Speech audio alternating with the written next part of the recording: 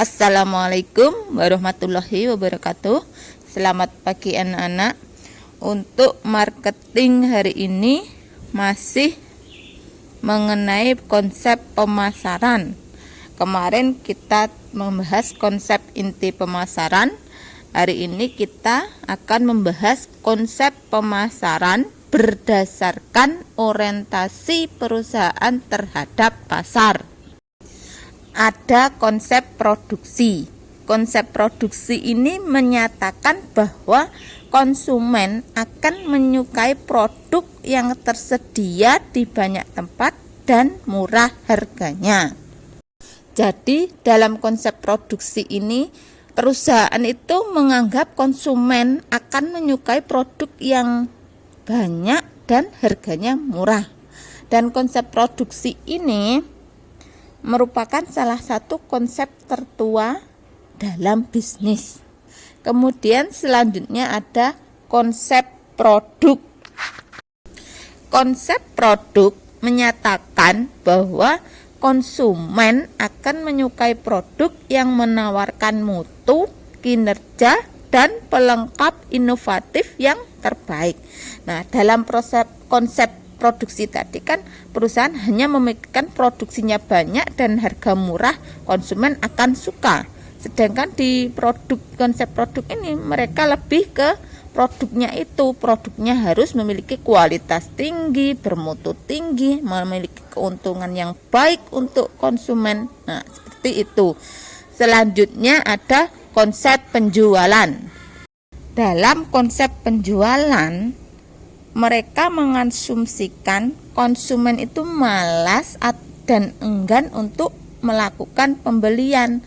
Jadi perlu adanya dorongan. Disinilah organisasi itu harus berusaha melakukan penjualan dan promosi yang agresif.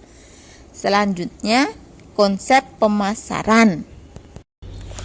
Konsep pemasaran menyatakan bahwa kunci untuk meraih tujuan organisasi itu menetapkan dan memuaskan kebutuhan dan keinginan pasar sasaran. Jadi, sebelum memproduksi produk, perusahaan itu menyurvei pasar sasaran. Misalkan di tempat A membutuhkan apa, keinginan pelanggan itu, keinginan kebutuhan pelanggan itu apa. Setelah mengetahui kebutuhan pelanggan, barulah perusahaan itu akan melakukan produksi dan melakukan pemasaran produk tersebut. Selanjutnya yaitu mengenai konsep pemasaran berwawasan sosial. Konsep ini menyatakan bahwa tugas organisasi adalah menentukan kebutuhan, keinginan, dan kepentingan pasar sasaran. Jadi mereka lebih melihat dulu, menyurvei dulu apa kebutuhan, keinginan, dan kepentingan pasar. Jadi dalam pemasaran berwawasan sosial ini itu mempertimbangkan etika dalam praktek pemasaran mereka. Selanjutnya yang akan kita bahas mengenai lingkungan pemasaran. Nah, lingkungan pemasaran itu ada lingkungan mikro dan lingkungan makro. Nah, bisa dilihat di gambar. Setelah bulatan kuning lingkungan pemasaran, seterusnya ada lingkungan mikro, dan yang terluar adalah lingkungan makro. Pelaku dalam lingkungan mikro perusahaan, yang pertama ada company atau perusahaan.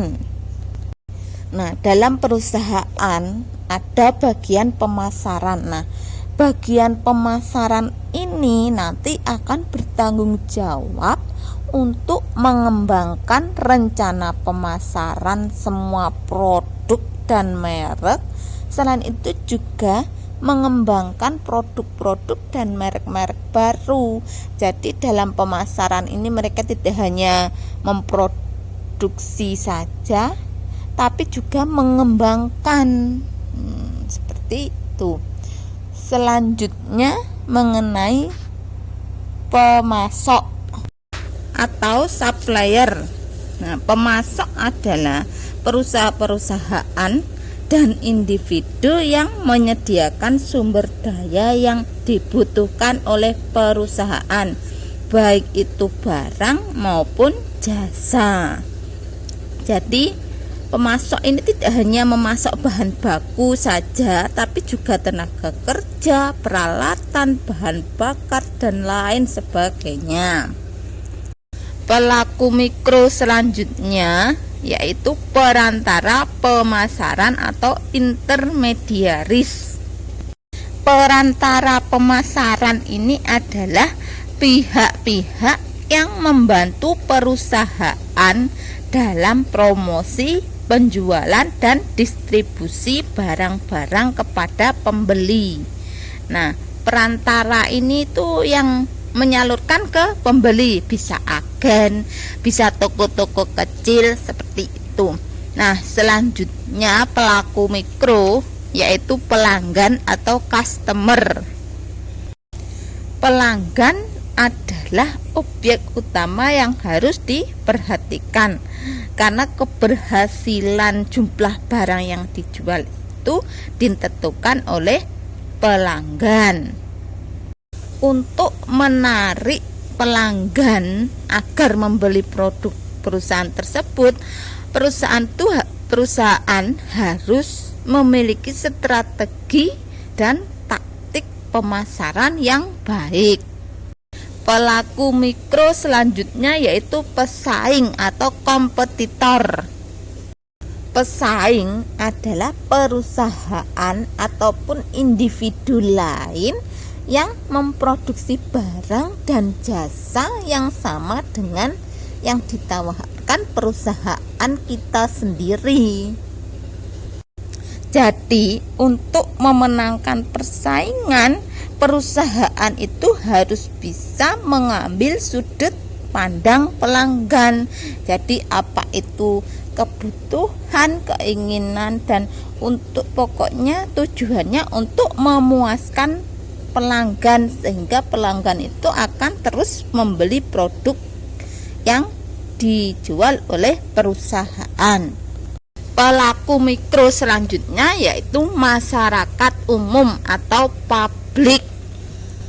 Masyarakat adalah kelompok yang mempunyai minat nyata atau yang masih terpendam, yang dapat memberikan dampak terhadap kemampuan organisasi untuk mencapai tujuannya atau sasarannya. Masyarakat di sini tidak hanya masyarakat umum, karena setiap perusahaan itu dikelilingi oleh 7 macam masyarakat.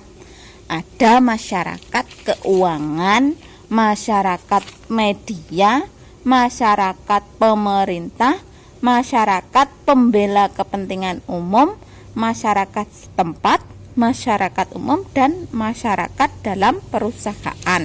Nah, masyarakat itulah nanti yang akan atau bisa entah itu memperlancar ataupun menghambat perusahaan dalam mencapai tujuan. Nah, selanjutnya untuk lingkungan makro perusahaan akan dibahas minggu depan. Nah, sekian penjelasan dari saya. Saya akhiri. Wassalamualaikum warahmatullahi wabarakatuh.